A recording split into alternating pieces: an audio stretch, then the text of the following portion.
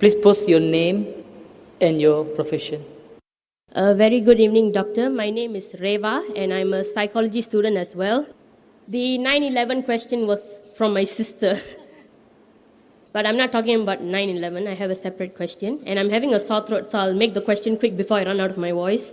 Well, I went to a Christian school, and there I'm surrounded by a very good number of narrow-minded people, and their narrow-minded people's beliefs are anything except for Christianity is devil worship. So according to them, everything is devil worship, and for them, Islam is as well as devil worship. But I don't see it that way, because if this is devil worship, it won't be the number one religion in the world. So clearly there's something in Islam that Christianity doesn't have, which is why it's such a achieving and a lot of people are in it. So my question is, I want to know what that something is.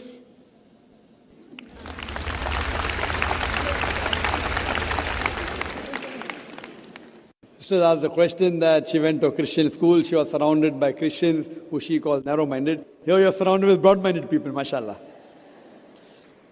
So she says that Christianity says everything besides Christianity is devil worship, but she says that Islam is the fastest growing religion, maximum followers. So what is it, the in thing, that people are inspired towards? Sister, I've been in this field for dawah for more than 20 years. More than 20 years I've been in this field of dawah. And I've met many people who have reverted to Islam, from Christianity, from Hinduism, from Buddhism, from Sikhism. And each one is inspired by different things. But the most common factor among the people who accept Islam in my survey is the belief in oneness of God. The other people theoretically say, Ek Ishwar, Ek Paramatma, but practically they don't follow it. Christianity says believe in one God, but they say Father, Holy Spirit, and the Son. They talk about one, but they practically believe in Trinity. So Islam is the only religion which speaks and practices Tawheed, monotheism. So this inspires a person about the one true God unity. And unlike other religions where you can see that, God fighting among themselves, one God is taking the help of another God, and the devil can defeat the God. So all these things, a normal person thinks is illogical. How can God be defeated? How can God die? In some religions, God dies also. So if God dies, then who rules the world? So when you see all these things logically, people normally blindly follow. These blind beliefs are not there in Islam. Therefore, Quran says that, do you not understand? This is for men of understanding. Even in my talk I said that God Almighty made the heavens and the earth and made in colors and languages. Verily, it's a sign for those who understand. Quran is a book which convinces the logic. In spite the media today being against Islam, you can imagine the power that the amount of billions and trillions of dollars they are pumping against Islam to degrade it, yet it is the fastest growing religion. So that's a miracle. Allah says in the Quran, in Surah Imran chapter 3, verse 54, Makaru makarallah wallahu khairul makirin. They planned and plotted, Allah too planned. Allah is the best of planners. So in this way, the major factor is that Islam is the most logical religion. There may be certain things which they may feel, oh, it's bad, it's like that. But when they come close to it, like today, Islam is maligned. One thing is terrorism, second is that there are no women's rights. If there are no women's rights in Islam today, out of the Americans accepting Islam, 2/3 are women. So why are the American women accepting Islam? Out of the Europeans accepting Islam, 2/3 are women.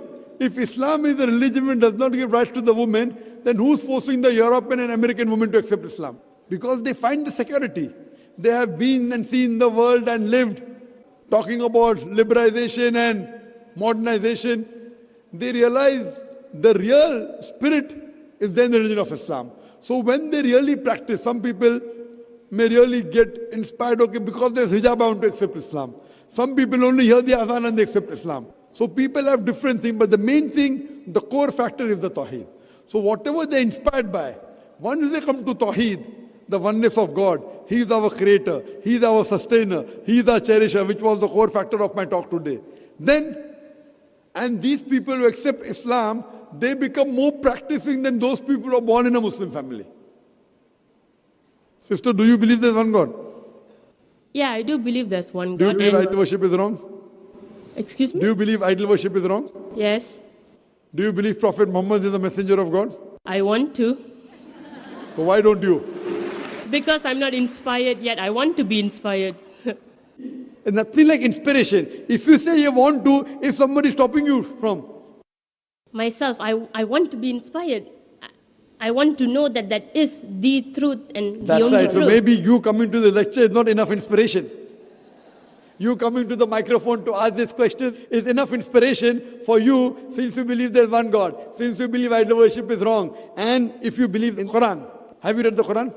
No. I would request you to read the Quran, and if you read the Quran, you'll understand more about Islam.